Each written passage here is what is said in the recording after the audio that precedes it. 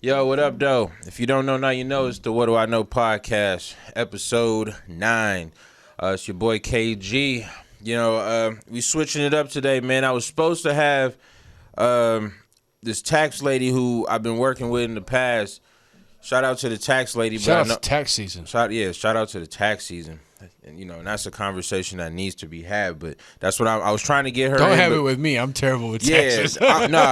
Let me sit in that episode so I can soak up a little game. Come on. You and me both. Come on. Yeah, so, but she wasn't able to make it. Let's figure something out. You know, shout out to the tax lady once again. But, you know, I wanted to interview my guy, man. And the guy I'm talking about, man, he's got his hand all over the hip-hop scene in Phoenix.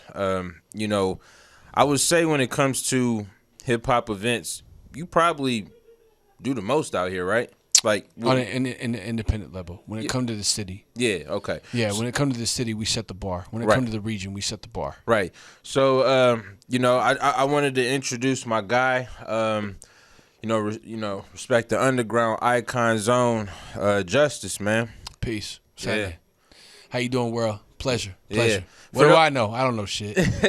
Yo, for those, he being modest. For those who don't know, you know, people locally, when they see this area, you know, they know that this is actually his joint. You know what I'm saying? Like, I was actually blessed to, you know, networking is a motherfucker. I will say, like, I you know, Indeed. We have a mutual friend. I've been doing a lot of business with him. Me and him. Shout out to Chris Wynn. We appreciate you, brother. Shout out to Chris Wynn, my motherfucking brother. My I dog. love you. Love him. Yeah. Love him. What a great dude. He like the hidden gem in Phoenix hip hop. Man, He connected to everybody. He show everybody love. He shoot fucking everybody's videos. You know what I'm saying? But to be clear, Ikon Radio, that's John Blaze, DJ John Blaze, and myself. It's a partnership, and without him, I know Ikon wouldn't be possible. Yeah, for sure. But you know, I just wanted to highlight the fact of how I'm even here right now.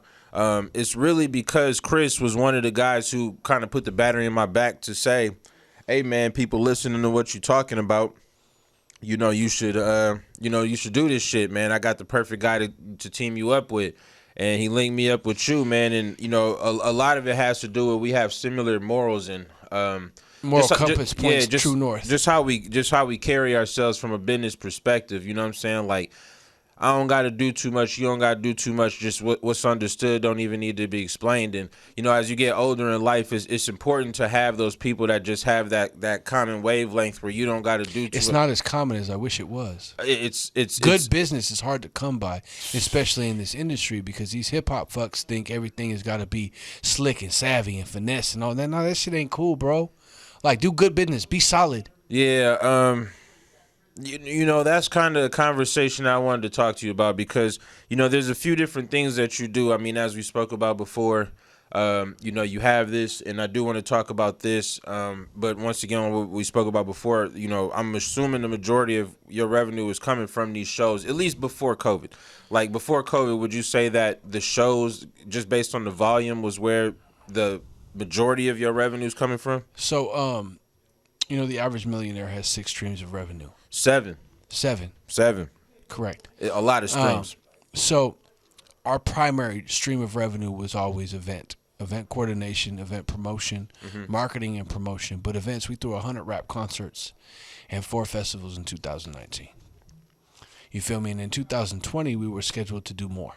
Right. We had a 808 Fest in Maui we were going to throw. Hawaii. It might have been in Honolulu. It might have been in Maui. So your shows aren't just in the state that you. No, it's RTU worldwide. Okay. RTU worldwide. We have 12 established chapters in the country. Okay.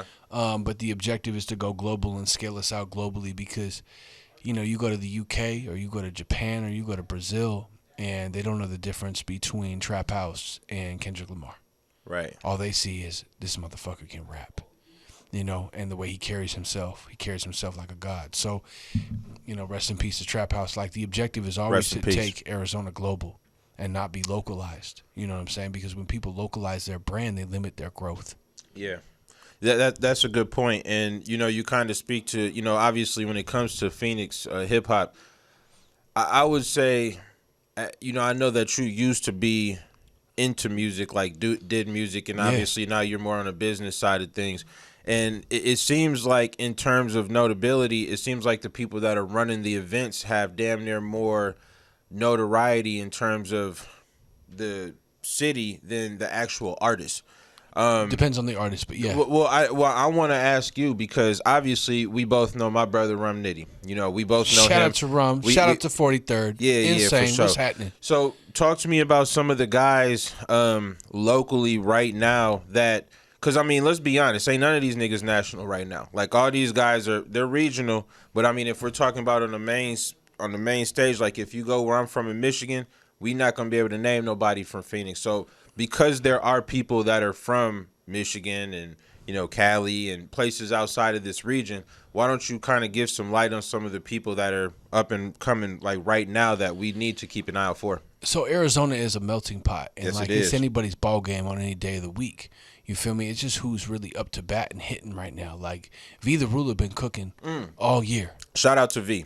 I'm very familiar with V the Ruler. V is an exceptional lyricist. V the Ruler might be one of the exceptions because I know he's making a lot of moves. Yeah, he's making a lot of moves. He's got to deal with Ithaca. Yeah. You know, shout out to Ready Set the Label. Ready Set the Label is a label you need to watch because Bootleg Kev and Adam Wade are running Ready Set the Label. They got Markel Dewan. Exceptional. This gentleman is a lyricist. He can sing. He can rap. They got Brown Boy Maj. He got a new single coming out with T-Pain. Are these guys all local? Yeah, Phoenix. Okay. Phoenix. What was the first guy's name? Markel Dewan. Okay. He is the son of the legend iRock, Mr. iRock, OG Rockadala. You know what I'm saying? Marmara Films, Fifth Coast Records. Yeah. I remember Fifth Coast. Responsible for Lifted, linking up with Shay Vicious, who got him the single Mercy with Kanye West. Lifted has sold over 300 million copies. Right.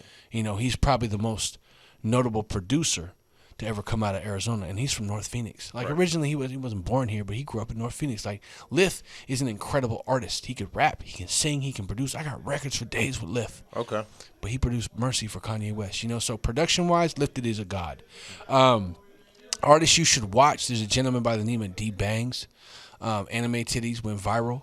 This kid is like super abstract. I'm not really a fan of the sound, but his demeanor and the way he carries himself and the music he makes, he's killing it right now. Right. Will Clay, Olympic silver medalist. This man is signed to Red Bull, has exceptional amount of streams online. Like his streaming game is through the roof, and he runs track and field for a living. He got a deal with Puma.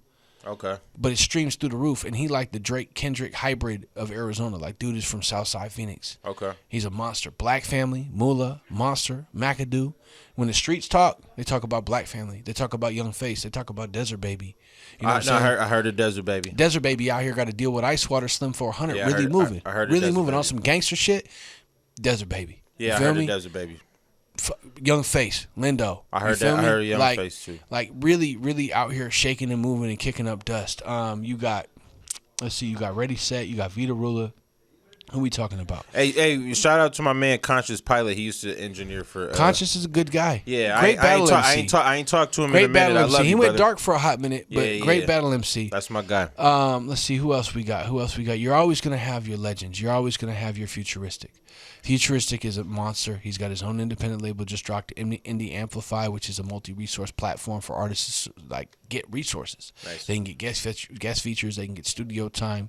They can get gigs. Like, it's a really dope platform. You'll always have Futuristic. He's always going to be a powerhouse. And you got Mega Ran. Mega Ran, the Guinness Book of World Records for the most records about wrestling. That's like crazy. This man is a monster. You know what I'm saying? He tours the world. He got fans in Japan. You know what I'm saying? All over the globe. And he's one of the most articulate individuals I've ever heard rap. Like, this gentleman is a scholar, and he's MC, and he can spaz with the gods. Like, he's incredible. So there's just like you got to catch me on a day. You know what I'm talking about? Like, it just depends on the day, because tomorrow I'm listening to somebody else. Like, Stevie Hardy been cooking all year. Been cooking for like 2-3 years in the cut because he's an engineer now, but he's one of the most well-rounded producer, rapper, engineers. And you got Nova the Zoner, triple threat. You got so many triple threats coming out of Arizona where they produce, engineer, rap, sing, the whole nine. So they in there cooking, writing their records, recording their records, mixing their records, mastering their and putting their records out. Right. Well, I mean, talk to me about how, you know, because obviously, like we spoke about before, Respect the Underground is mainly about setting up as many underground events as possible. And obviously, in order to do those things, you have to stay in tune with the streets. Like, that's important. Tapped in. No, it's important. Yeah. So talk to me about the balance of, I don't want to play this right, because obviously you have to be tapped in. So correct. We are still connected to the streets. We're very active in the streets. Yeah, talk to me about the importance of being not tied in the streets, because we don't want to, you know what I mean? We I say it for what it is. I could pull up to 16th and Southern at the launch pad. I can get a plate of soul food on Sunday. I get my hair cut at Cuddy's. I get an outfit from Judge the Boss, another Arizona legend. He got a clothing store. They got a barbershop. They got a venue. They got their clothing shop. They got a recording studio. 16th and Southern's in the heart of South Phoenix. I can pull up and they show me love and respect because I'm tapped in. They know I come out of love and I come like, yo, what's happening? Like, what we got cooking? Like, I'm just here to get something to eat, get a haircut, chop it up with y'all. Like, those men at Launchpad built like a Nipsey Hussle type corner situation. You feel me? And it's like, it is exceptionally important to be tapped into the streets. If you're not tapped into the streets and you're a part of this culture, then you're missing out on an entire section of hip hop. Yeah, I agree. You're neglect. It's like moving to Arizona and not eating Mexican food. You're missing out. Like, what's wrong with you? No, I agree. And I just kind of wanted to have you speak on it because, it's such a balance, especially when you're trying to be in the business world, but being in the business world with integrity, I obviously, I run the battle events. And shout out to Crucible last weekend. Yeah, that was dope, man. Come on. Yeah, that was super dope, man. For the people tapped in, man, make sure y'all tap in. We're going to be dropping that footage pretty soon. Who was Cuz when I was sitting in there? He opened up with that out the gate. I don't remember. Oh my God! They all went crazy. Man, it was a lot. Check it out on Caffeine. This shit is wild. Yeah, it's coming soon. No, it's actually gonna be on the URL app. We're gonna be on Caffeine soon, but URL. We're gonna be on the URL. Smack. Make sure, shout out to Smack, shout out to Beasley, shout out to the team, shout out to P. You already know. But what I was saying is that obviously with me being a part of that culture. And being a part of the culture from the battle rap end, I mean, obviously you had to go in the trenches to get respect anyway. You know what I'm saying? But when you running things, it is easy to kind of step away from it and kind of have other people, always doing the tapping in for you to where you catching the reports. But I think it is important that if you want to be the face of something or if you want to be respected for something, that you do show face in these places, you know what I'm saying? Like, if you want to keep that respect, because at some point in time, that respect will leave if you're not showing that proper respect of at least, showing respect face. Respect is earned, exactly. But disrespect is earned. Yeah, you feel me? It's all earned. So, like, the name of the company is Respect the Underground for a reason. Like, I fucked off more bread and music getting finessed than I ever did in the streets. Than I ever did in cannabis. Pretty common. So, like, yeah, you get played because people utilize, they take advantage of your emotions. They take advantage of your dreams. Mm-hmm. They take advantage of you being a good person. Yep. And you expecting people to carry that same type of integrity where it's not possible because this game is made up of gangsters, pimps, and thugs. Like, the game is still connected. It's still very, very, street-oriented. The principles, the way it moves, like, that level of respect is necessary. And if you don't show face, like, they call me the mayor of the underground. The mayor of Phoenix gave me that name. At first I was like, okay, whatever. Like, I didn't take it serious. I was like, all right, cool. That's a nice little moniker. But people started calling me that because I show up and I show face in every neck of the woods, in every neighborhood, in every event. Like, I go to other people's concerts. And when you were coming up throwing concerts, like, everybody was a hater. Like, oh, no, you can't throw concerts in Arizona. We're the only ones that throw successful events. It's like, bro, I can't wait till there's 10 RTUs. Because when there's 10 RTUs in Arizona, do you know how big the Arizona Hip Hop Festival is going to be? Because we're all going to have a stage. And we're all going to have our own niche network. And you guys do pretty well. Like, I know that we in this COVID situation right now, but, you got a history of throwing some pretty big motherfucking parties, you know what I'm saying? Like some really big shows and underground too, and obviously from a business perspective, the fact that you don't got to fork over an arm and a leg for somebody who may not give 100%, from a business sense, it works out too. What do you mean? Who are you referring to? I'm referring to, all right, say I'm booking an artist from out of town who I may not have a personal relationship with, but I'm booking them because of the name, and because of that name, it may draw out people, but that person's not about to give me 100%.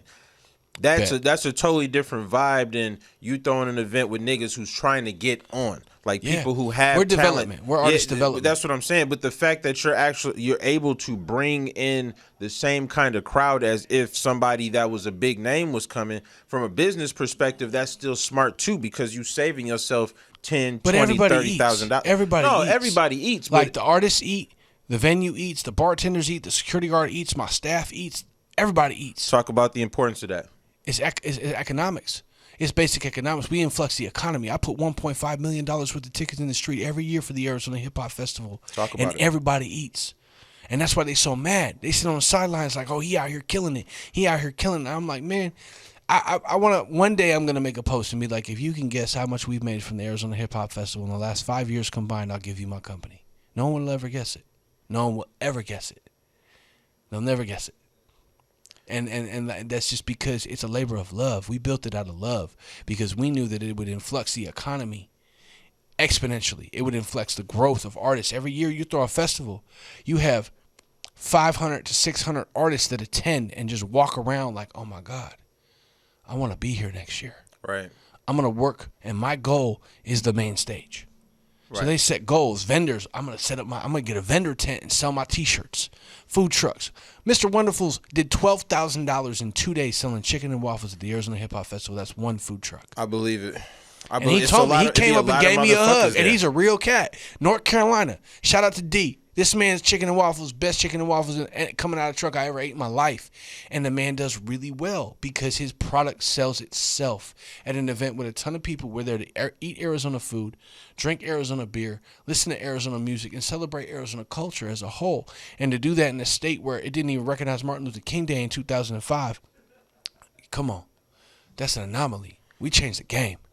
Yeah, I think it was 93 though. Was it 93? Yeah, it was 93. They wouldn't give us the Super Bowl until, and okay, that's right. Yeah, my bad. It was either 93 or 95, but it was still 100 years ago. Fucking 90s. I mean, come on, Martin. It's the 90s. My nigga Martin died in 68. Yeah, Damn. like they wouldn't give Arizona the Super Bowl until we recognized it. That's crazy. And that's how we got that first Super Bowl. So like you're talking about a state that's primarily white and Mexican. It does not support the culture, and now we've turned it into the largest independent hip hop festival in the globe. Yeah, I do want to talk about that because obviously Phoenix is a way bigger city, really, as a whole. Fifth largest city in the country. And a lot of people don't know that. Fastest growing county in the fucking country. In the country, yeah. It's growing like a motherfucker. Maricopa County. A lot of people don't know how big this motherfucker is. So, it's because they're just naive. Well, they look at Phoenix as a desert city. I mean, I did before I moved out here. Like, you just don't know until you know. Like, at the end of the day. So, speak about that, because I will say that when I first moved out here, like when I first started battling, one thing about Phoenix, and this is still the case, it's very divisive. It's very regional. Like the niggas on the South, for the most part, stay on the South. People in Maryville stay in Maryville. West Side cats stay on the West. Yeah. So, I mean, I think it is important to talk about how you were able to tap into all these different regions to bring it all into one place without it being no bullshit, because that's a whole nother story. You got the music and then you got the streets, and the fact we combine them. Well, talk to me about how you was able to do that. So it had a lot to do with DJ John Blaze and his mixtapes. He had a house on the South Side. Okay. I live in North Phoenix. You know what I'm saying? But I'm tapped in Maryville. I'm tapped in on the East Side. I'm tapped in on the South Side. Like, I got cats all over. Sure. But we're also tapped in Tempe, Mesa, Scottsdale, Avondale. Shout out to G-Mo, AVP. You feel me? Shout out to AVD 623. Like, Avondale is low-key popping. But you have these pockets all over the city. And when we came out, like, I saw my rap career phasing out. I was on my last album. Mm-hmm. I dropped 40 bands, put this album out. Lifted, produced half of it, mixed the entire project. This product is industry standard. I signed a deal with MTV, sold them the whole package for next to nothing because I wanted to get licensed on TV shows. Record went 6 times platinum. We sold it to them. Didn't see the money, but a single went 6 million copies. 2 songs off the album went 6 times platinum on a video game, Battlefield Hardline. I saw it phasing out. So I was like, man, what am I going to do to stay tapped into the industry? I don't want to go get a job. Right. I made a good career as a rapper, like making music independently. Like, I made enough to survive, make a living. It was the game been good to me. I was 29, about to turn 30. I didn't want to get out the game. Like, I've got too much juice, too many connections, too much knowledge. Like, why would I just step away because I'm done rapping? Right. So the moniker was always like, my moniker as an artist was always like, there could be only one.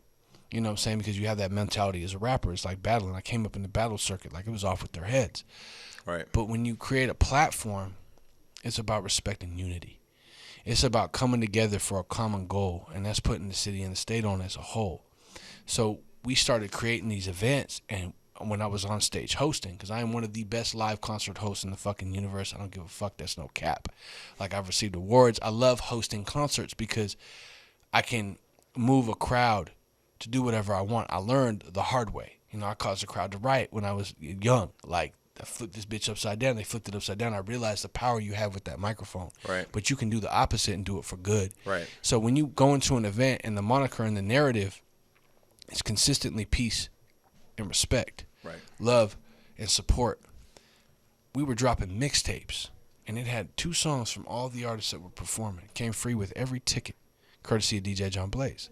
So these mixtapes would cause people to sell tickets. Now they're listening to the artists they're about to go see in a month at this concert. So when they get there, they're familiarized with who they're listening to, and they're not just watching their artists that they came to see and then leaving, because that's a typical local concert. Local concerts, typically you show up half hour before your homie goes on, you watch them rock out, and you leave. Yeah, you out. We created the narrative of, nah, stick around, this shit is jumping. Right, right. Come have a good time and celebrate the city and the culture with us. Dog, it was 600 plus the very first event we threw. 612 people. Trap House did volume 2, 734 people. Mm-hmm. We couldn't even, we had people a block down the road waiting an hour to get into a local rap concert headlined by a cat from the West Side, 15th Ave and Buckeye. You feel me? So, like, when we did that, we changed the energy and shifted it to, oh my God, this shit works.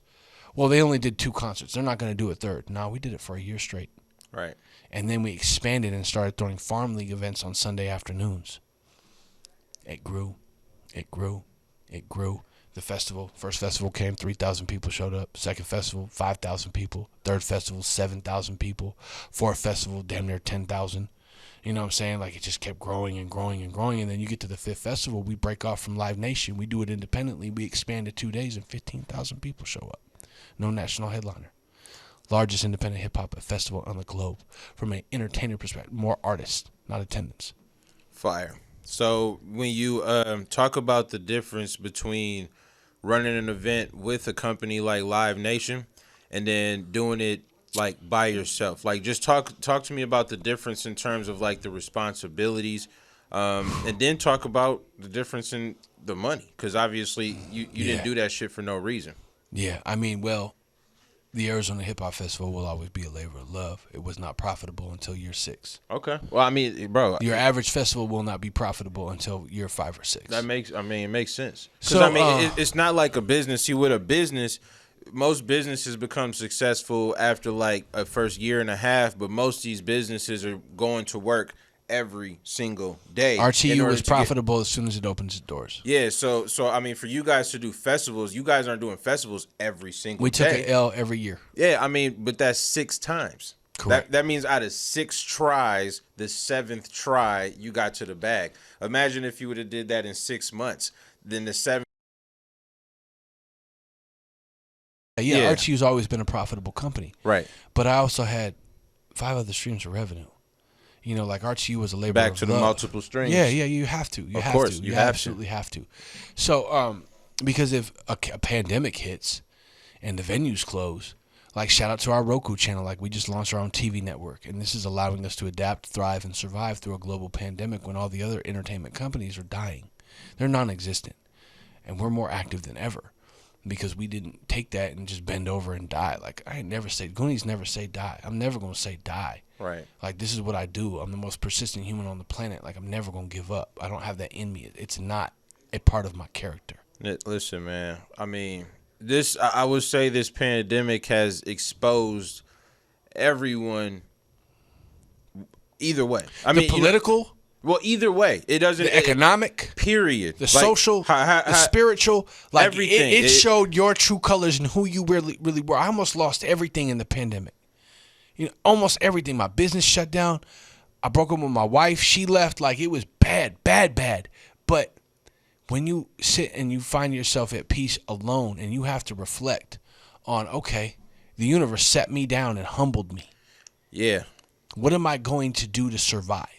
Everybody, you adapt and you thrive or you die. Yeah, everybody in this situation has been humbled in some way, shape, or form. And it's really just, and once again, it also shows that perseverance, you know what I'm saying? Because, you know, anybody, is that famous quote with Mike Tyson, everybody can box until they get punched in the face, you know what I'm saying? Everybody can box until they get punched in the face. Everybody a tough guy till you get punched in the mouth. Yeah, so all these rappers want to shoot the fade until I'm like, hey, drop a pin, I'm at the office, I'll be here till about 6-ish. Slide through, we'll hop in the backyard, you know what I'm saying? We'll get it popping, go get something to eat. Don't nobody pull up. Yeah, they don't really want that. Those days is over. But it's exposing how people reacted, and some people folded. You know what I'm saying? Unfortunately, you know, suicide rate was high. Divorce rate was high. But just like my marriage, we made it work. We're gonna work it out. Just like the business, we adapted and we thrived because of the things that are most important that last forever. We're gonna fight for, and if it's worth fighting for, you're not gonna bend over. Yeah, and most of the people who. Because we still in the middle of this shit. You know, it's not over. It's not the middle, but it ain't over, man. This might be the way things are, and I've let go of Can you imagine, like, our kids having to be raised in fucking masks? Like, I just can't even envision that shit, bro. I looked at my son. He's 6 years old. He has special needs, and I dead ass apologized to him. I was like, listen, little homie, I need to talk to you. I had it like he was grown. I'm like, you're not even going to connect to this, but we're going to have this conversation anyway because I need to have it with you. I did terrible in school. I'm by no means an elementary school teacher. I'm going to do my best to do this with you, but you're probably going to have to do this again because this sucks, and I'm sorry you have to go through this. Oh, with the online learning. He's fucking on a video, man. Yeah. When I was a kid, I got expelled from school, and my mom homeschooled me and stuck me in front of a video teacher. It was the fucking worst shit I've ever done in my life. I fast-forwarded the tests. I went to the book for the answers. I was a degenerate kid. I was just a really bad child. Yeah, I mean, you know, it's not fair. It's not fair to our kids. I think the video thing, shit, man. You have to be a very strong-willed person to get through that, man. Because you know. They've been doing internet schooling for college for the longest, and that's cool when you're a functioning adult. But even as an adult. It's hard for motherfuckers to do that shit. And it's just hard to expect a 12-year-old kid. My son is 6. He's not having it. He's not having it. So, like, I hope that things get back to some form of normality to where we can at least improve on education. But I think that the way that things have changed economically and socially with the way that we attend events, the way that we attend sporting events, the way that we do pretty much anything, it's gone, man. And for my psychological mental health and well-being, I had to let go of what was and embrace what is now and hope for a better future. Because psychologically, it was really detrimental to my well-being because I was so hell-bent on when things get back to normal. Right. And in all reality, this is normal. This is what the fuck it is. And if you don't accept it, well, then you just like Al Bundy living in the past with his 4 touchdowns. Like, I'm sorry, player. Good luck with that. Let me know how that works out for you. That's real. No, that's man. Come on. That's real, man. Dead ass. I'm not buying food and body armor and AR-15s because shit's sweet. Right. Look at what's happening in Houston. I guarantee it's going down right now. And because there's no power and there's ice, people are dying. You know what I'm saying? Like, prayers up to everybody. Prayers in for Houston right now. Not even Houston, man. Texas as a whole. Yeah, Texas as a whole. Because the whole grid fucked up, man. I did hear right before I came here that the grids have officially turned back on.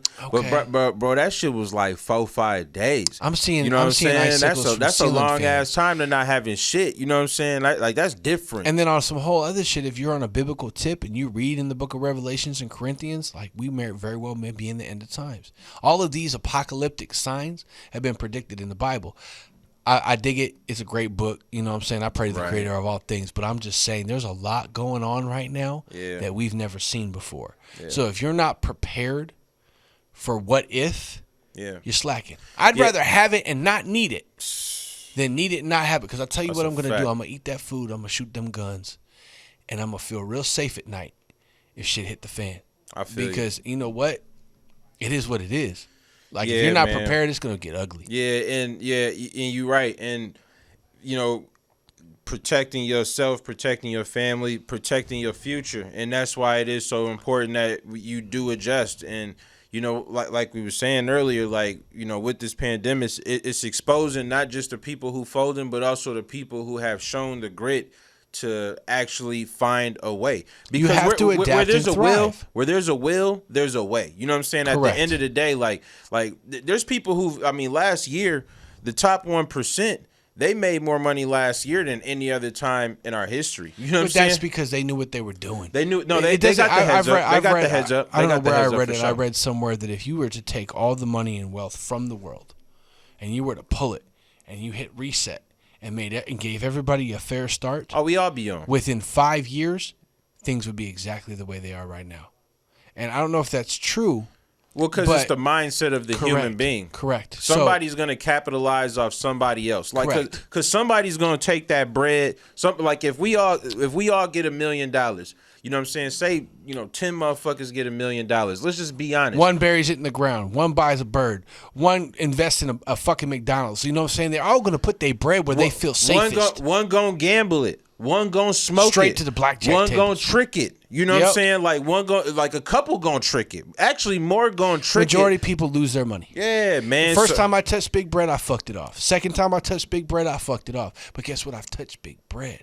Yeah. So you touch it once, you touch it twice. To be honest, that's the only way to actually learn how to manage it is to lose it. Making money is easy. Keeping it is the hard part. Listen, man.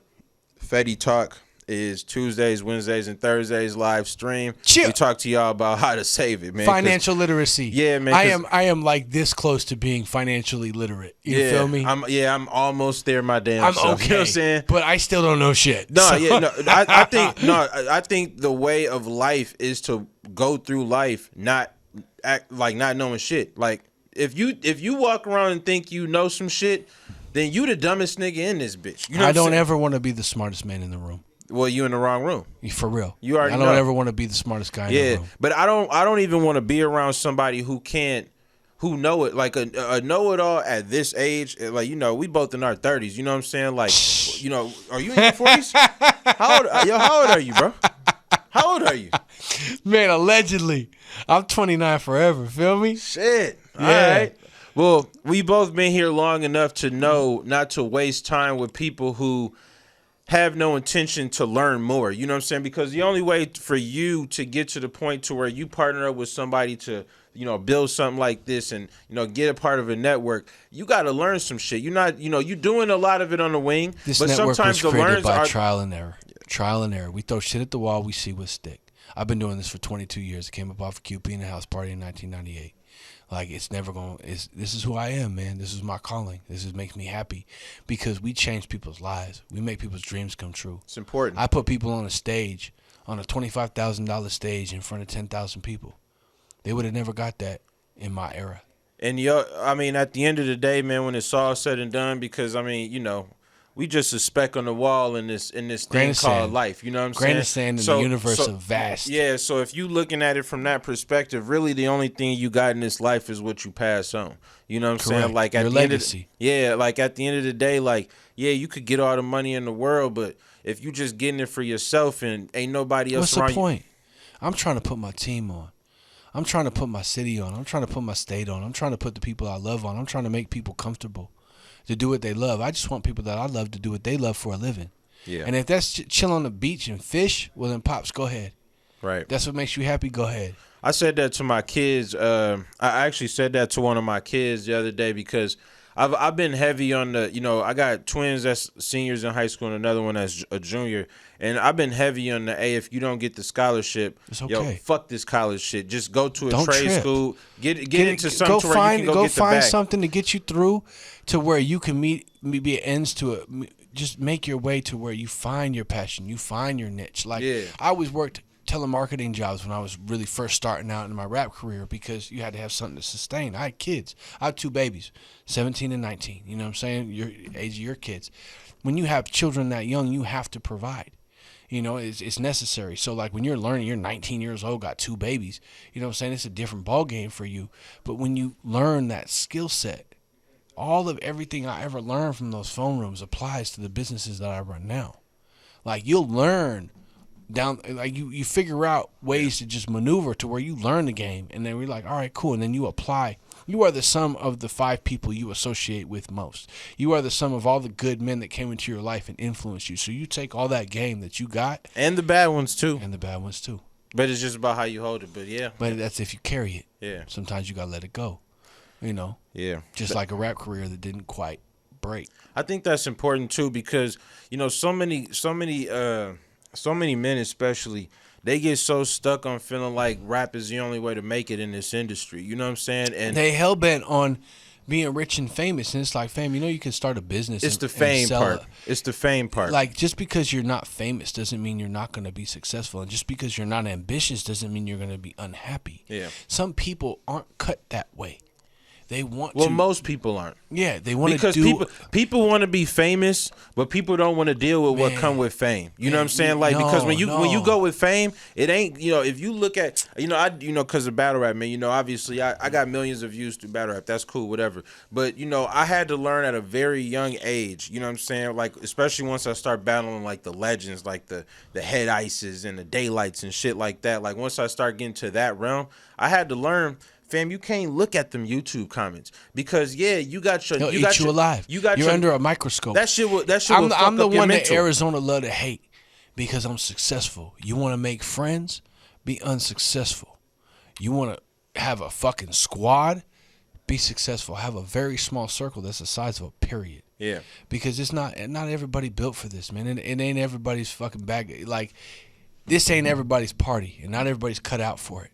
Because the microscope they put you under, there's nothing you can do to please them. They're going to hate on you on the way up, and they're going to run their mouths on the way down. Mm-hmm. But no matter what, it's never going to be quite good enough to appease the peanut gallery. Yeah, and that's really all it is, because at the end of the day, they on the bench, you know what I'm saying? But you sit the bench, fam. Yeah. You don't even have a dog in this fight to speak of. You ain't never touched 100 racks. I got a picture of my 5-year-old holding 100 racks in cash. I'm going to blow it up and give it to him when he turned 15 and be like, look, you were bred for this. Right. You know what I'm saying? Like, you were born into this. You got hustle in your DNA.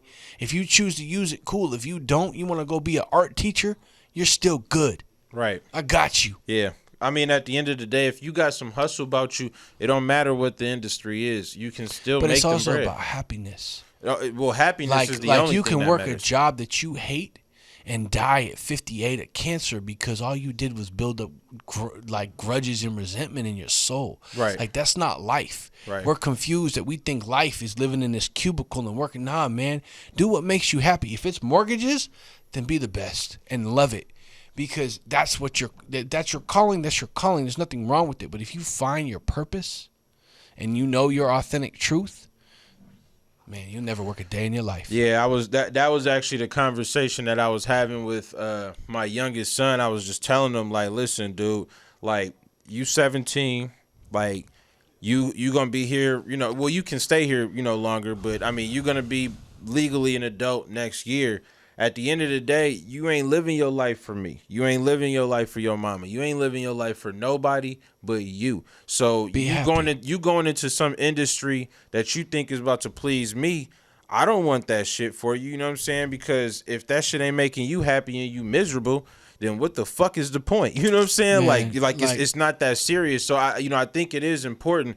Like, happiness is once you figure out that happiness is where it's at, then that's really where the money lies. Because for people who didn't touch bread like me and you, I done said this numerous times. Money really ain't even shit. Like, I mean, it's a means to live and to have. It might make you happy momentarily. Yeah, and that's but fine. The There's nothing wrong with it, and the energy that comes with it. There's nothing wrong with having bread, because obviously we work to live and we work to have a nice life. You know what I'm saying? So there's nothing wrong with that. We work but that to is live. not We the do source not live of happiness. to work. That is just not a source of happiness. You know what I'm saying? Like, I mean, Tekashi 6ix9ine is probably a perfect example. Like, he's rich. He's alone. Man, he's miserable because listen, he's man. a rat, and he's gonna die like a rat. But he was miserable and alone before he was a rat. He was miserable and alone when he was in a room full of bloods that really didn't fuck with him like that. He was still alone. He was like he was amongst niggas, but he still was alone. So money doesn't equal happiness, because if you got bread, $1 million around your neck and be miserable. Yeah, I could eat $1 million out of $1 million cereal bowl. It ain't gonna matter if my soul is got holes in it. Like, man, listen. Respect the Underground, the Arizona Hip Hop Festival bring me joy and make me happy, because I provide a platform for people that I always wanted for myself. The only man that ever gave me a true platform before I ever started my own was Ty Michael Carter. He was the only promoter out in the Valley that was throwing real rap concerts. He brought out the Roots, Common, Exhibit, Outkast. I'm talking like this man. He was a real player in the game in the late 90s. And he put me up on game because I was his street team. I would go out and pass out flyers. And that's how I get free tickets to the shows.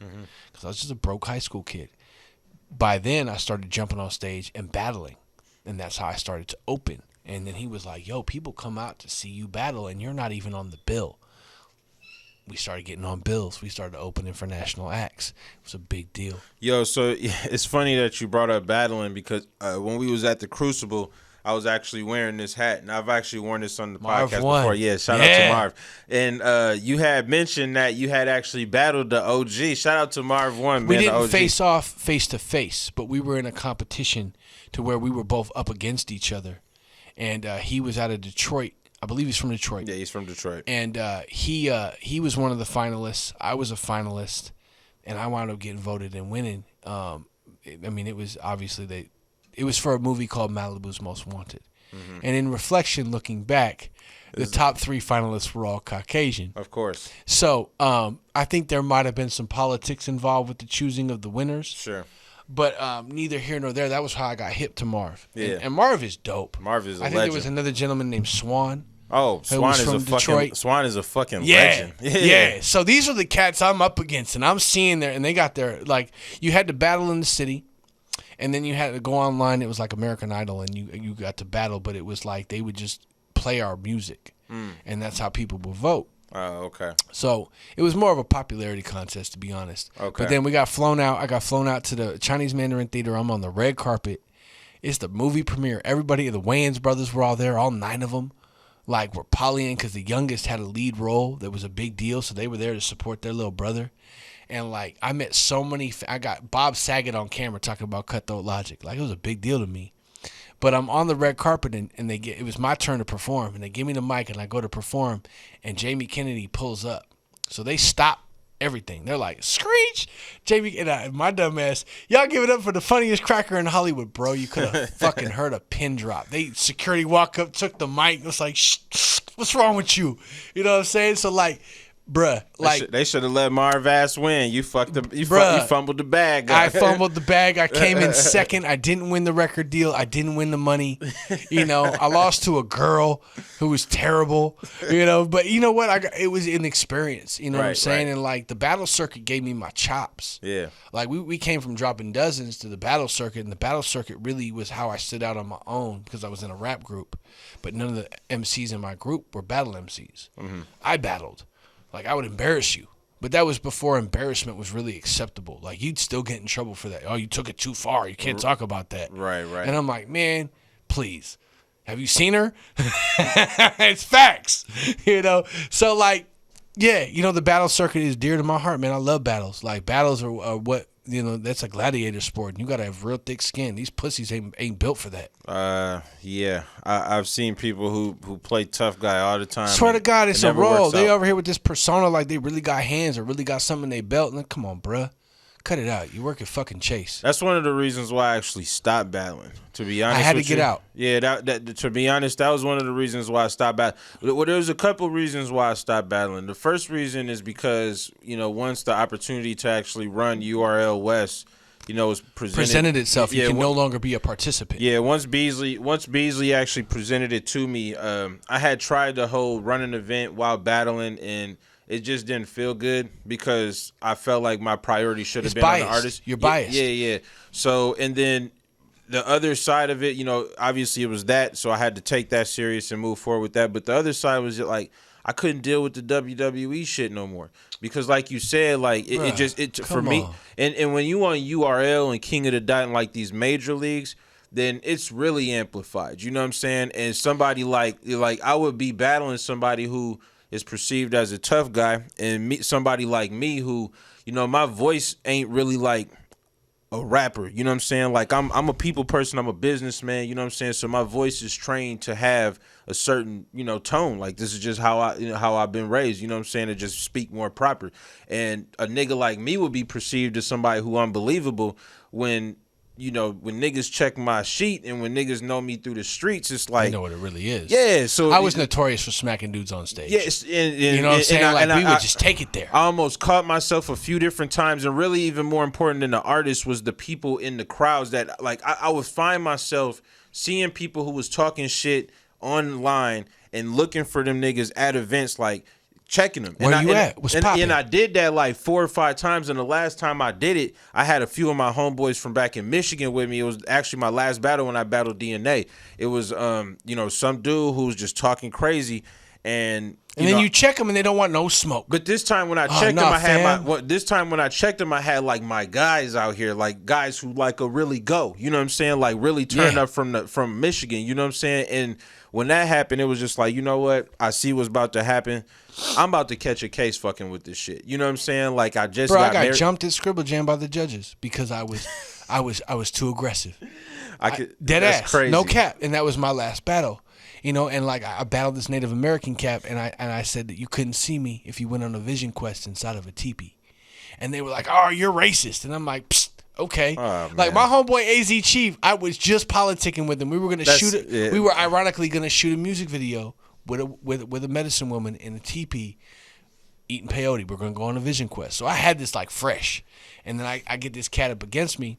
So I give it to him. Judges are like, "You're racist." I'm like, "Yeah, whatever." We squared up. Boom, it went down. It's on the DVD. You can check it out. Hilarious. We scrapped. And I was just like, why am I on this hamster wheel? Like, I'm not making no real money. I throw these concerts and make great money. Right. Like, it just I couldn't be mean.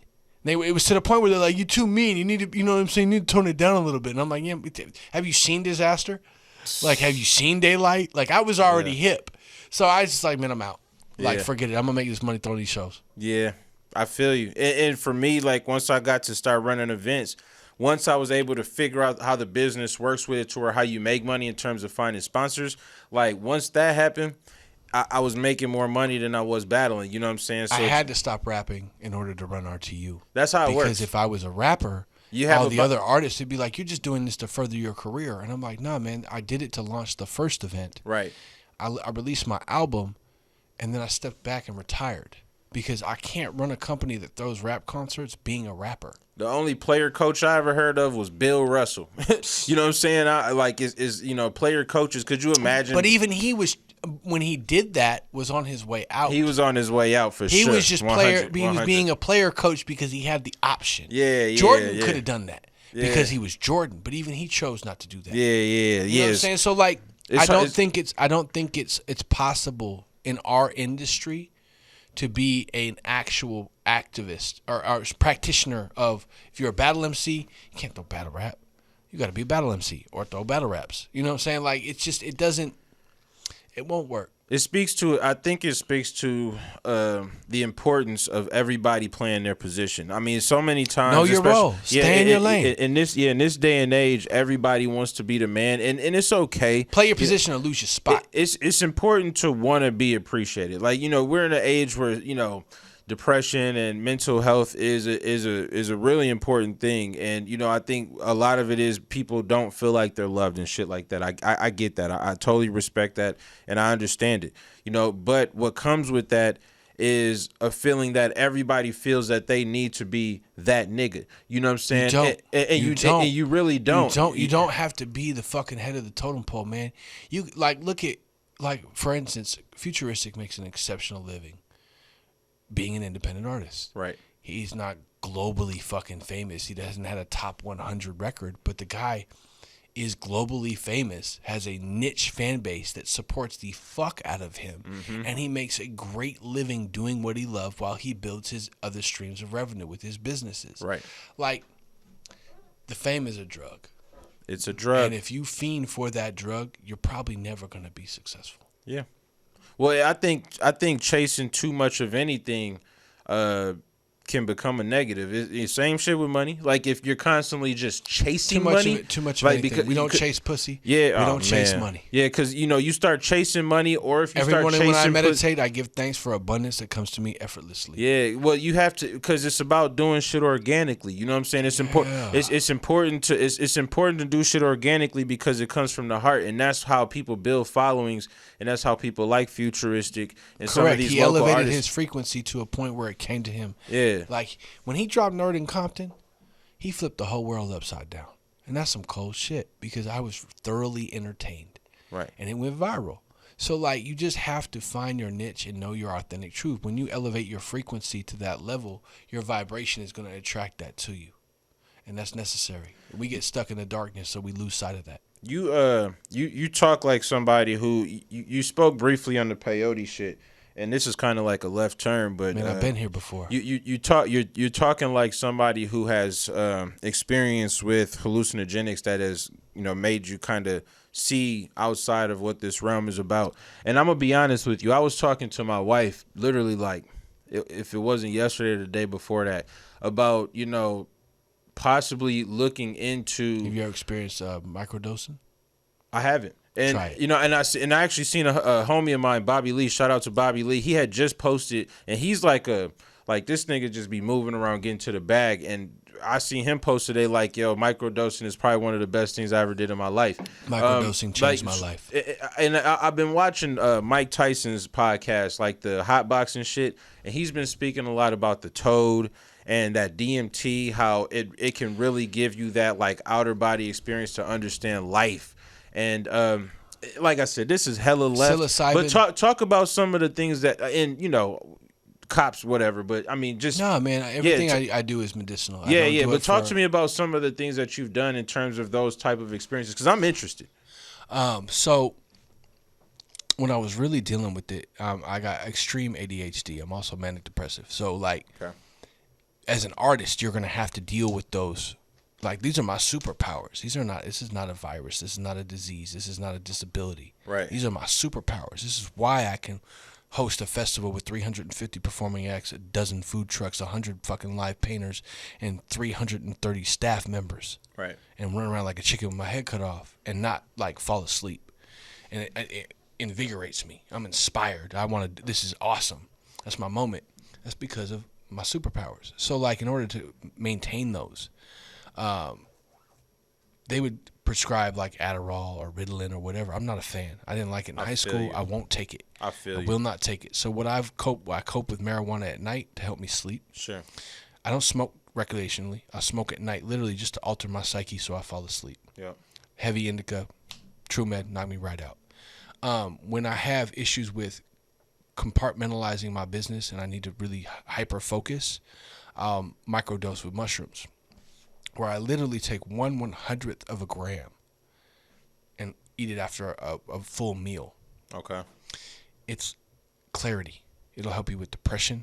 It'll heighten your senses, your eyesight, your hearing, your smell. Like, everything becomes like it becomes more clear. So like, I've found that my body responds to microdosing very well, and it helps me improve my quality of life.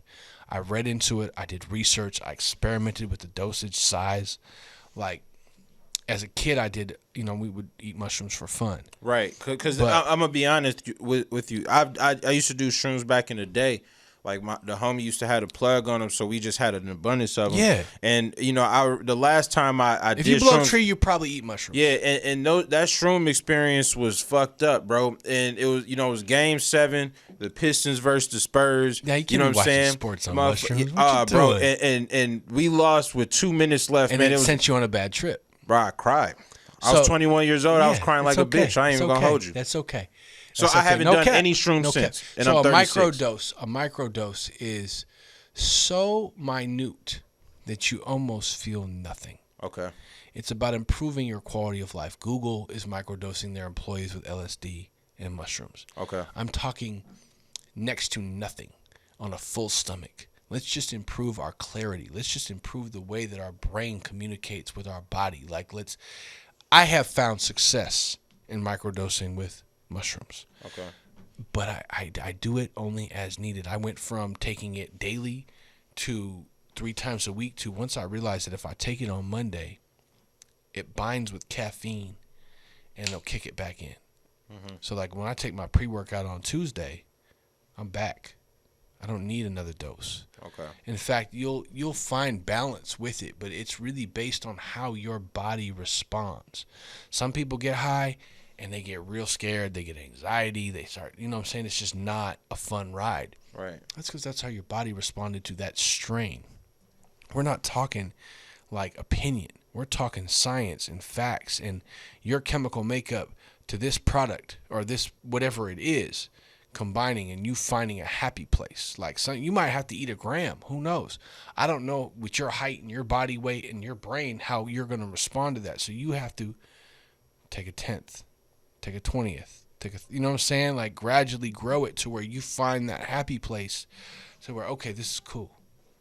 Because it helped me, man. And with extreme ADHD, it helps me focus. There's only 2 times I focus in life without some type of assistance, and that is on stage when I'm running a show or when I'm in the kitchen cooking. There's a third, but we'll leave that one, you know what I'm saying, for people to guess. But it's when I'm hyper-focused, and I'm hyper-focused when I'm in the kitchen cooking.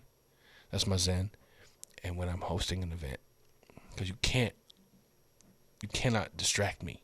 Like I'm, you know what I'm saying? And like that microdose helps me get there on a Monday through Friday basis. Okay.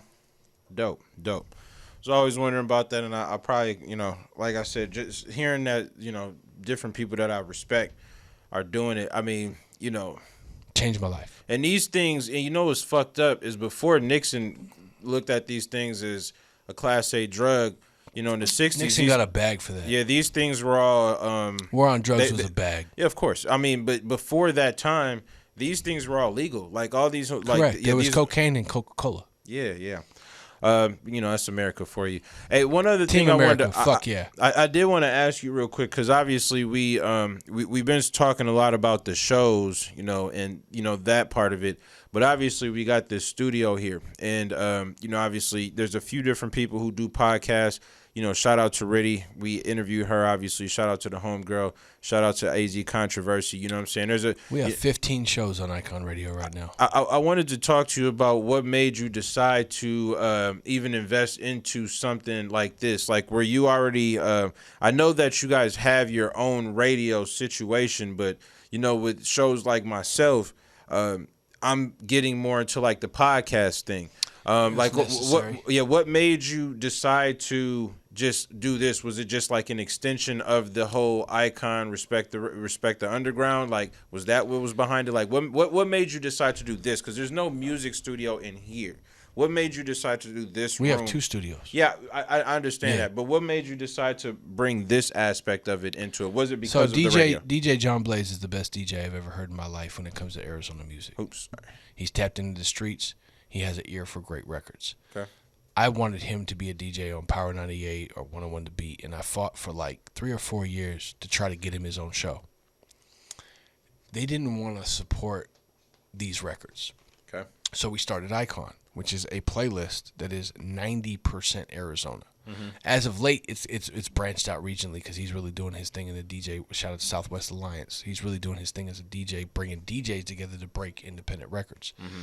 But we saw that there was an evolution necessary to start RTU Worldwide, which was a sister station that would be more laxed on the type of records we spun and then be more open to bringing on shows and producing them. So in 2020, I took over producing and curating the shows that were in this room because I saw a need I wanted 25 dope shows focused on Arizona hip-hop and podcasting and talking about the culture out here because you have a different perspective. You talk about financial literacy. You talk about business ownership. You talk about things that my other shows don't talk about. Right.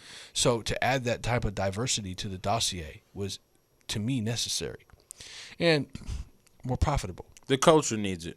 Because there's nobody in the culture, period, talking about this. So I think that this is, bringing you to the table was, run it. When Yeah. Chris called me, I was like, bet, run that. Let's go. And you know what's crazy? Like, we still building up the YouTube page because obviously I actually ditched my battle rap YouTube page. And that was one of the first things you asked me when I first started, like, yo, so what's your YouTube page? And I'm like, nah, I'm starting up a new one. You know what I'm saying? I didn't know you that well, but the reason, so I couldn't give you my opinion, but I was like, no, don't do that. No, everybody told me don't do that. You know what I'm saying? But the reason why I wanted to do it was because fresh. I wanted it to be organic. I get it. Yeah. I respected it and I understood what you told me, but at the same time, it's like, we did this out of a labor of love to promote everybody we was rocking with already. And when COVID hit, it was just like, oh, fuck. This is all we got. Right. So I gave it my all. Right. What else am I going to do? Everybody at home sitting down. This is deemed an essential business. Yeah. Through Arizona government. The governor shut every other aspect of business I had down. So I was like, okay, run it. Let's go. Right. And I gave it my all, and now we got 15 shows. We are the most popular, platform in the city, state, region. I don't know, state for sure. State for sure. People really fucking with us. So yeah, state for sure. I'm proud of how far we've come in the short. Shit, I mean, it's February. We didn't start producing shows in here until April. So it hasn't even been a year. Nah, we 10 months in. See? And I'm proud of where we are. And I think it's important because even though in terms of this space, it's relatively new out here, but I mean putting that foot down with really no other competition because these radio stations is dinosaurs. You know what I'm saying? They still playing Rihanna God music. bless them. God bless them. We wish them the best. We're watching the death of terrestrial radio. Yeah, 100%. It just is what it is. It ain't no knock towards it, but they haven't knocking. They've been supportive for years. But yeah, it ain't that kind of party no more. And they've made the decision that they're gonna die on that road. They're not out here producing content like this. You know what I'm saying? So you got your foot in the lane that nobody right now. And with the Roku, now we on TV. Yeah. Shout out to TV land. Peace. Yeah, we gonna make sure. I got a face for TV. I'm lucky. Yeah. So I think it's dope, man. So yeah, man, we just covered a lot. Hey, listen, I think a part 2 is necessary. I appreciate you, my brother. I appreciate you for what you bring to the table. Pun intended. But what you bring to the table is so much needed and outside of the normality of what we have in here. Everybody playing videos and songs and skits and that's beautiful. But what you bring is something that's more, it's just, I appreciate it being here because it's necessary. And we're going to continue to grow this platform exponentially, globally, worldwide. We ain't local no more. We global. Get that shit out of here. Right. This is Ikon Radio. This is RTU Worldwide. This is Respect the Motherfucking Underground. Yeah, man, for sure. Yeah, you already know what it is, man. So, yeah, man, this was good talk, man. And you know how we do. I don't even come with no script. This is just straight up conversation. Let's have a talk. But we always have good convos. But yeah, we'll definitely bring you on. Because we need to talk more about the growth of the Roku channel, and once events start popping up. We cracked 10,000 hits. Nice. In 2 weeks. Congratulations. It's really popping. People are actually watching it all over the world. We exceeded our own expectations, and tomorrow we're going to shoot the Phoenix Hip Hop Fest for the world to see. We had cats fly from Hawaii, Colorado, fucking New Mexico, Ohio. People are flying out to perform at an event that we're going to film and broadcast globally on our TV network. Yeah. Ain't that a trip? That's fire, Let that man. sink in. That's fire. Yeah, and I was actually going to get ready to get into that before we get out of here. So before I actually get us out of here, can you let people know where they can actually find Respect the Underground on Roku? Give them all the information. All the episodes are available for free on respecttheunderground.com. If you have a Roku player, go to your Roku player, go to add channel, add RTU Worldwide. Respect the Underground RTU Worldwide. Add the channel, boom, pops up. It's like if Netflix had sex with BET and MTV Uncut, and they had a baby for underground hip hop. It's dead ass just like a Netflix. You got Ikon Radio interviews, you got podcasts, you got music videos, you got a music section, and you got live concerts. Dope. So, and all that information will be in the details. I know the majority of my audience is the listeners, so that'll be in the content, whether you listening to Apple, Spotify. Shout out to Apple and Spotify listeners. But yeah, man, I really appreciate you, Justus, man. Thank you for having me. Yeah, no doubt, man. Once again, we'll have all the socials, and as normal, you know, if you do want to get some placement on Ikon Radio, make sure you tap in. We'll make sure we give you some good discounts as well.